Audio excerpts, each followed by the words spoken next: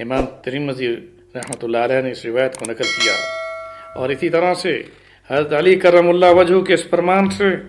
कि जो शख्स हज करने की इस्तिताअत रखता हो मगर इस्तिताअत के बावजूद हज पर न जाता हो, तो ऐसे शख्स के बारे में जो वईद रसूल अकरम सल्लल्लाहु अलैहि वसल्लम ने इरशाद फरमाई वो कोई कम नहीं है कि जिसमें इस्तिताअत और कुदरत के बावजूद हज न करने वाले को यहूदी और नसरानी की मुशाबत के साथ कि यानी वो इस हालत में मर जाए, या रसूल अकरम सल्लल्लाहु अलैहि वसल्लम ने उस इस वईद के साथ मुशाबत के साथ उसका गुनाह गिना है। मुअज़्ज़ज़ सामीन हज़रात, इस बात को नोट कर लें कि हज मबरूर का सवाब तो बस जन्नत ही है। और हज मबरूर उस हज को कहते हैं जो इखलास, ईमानी शऊर, ज़ाहिरी और बातनी महासिन व आदाब के साथ मसनून तरीके से अदा किया जाए।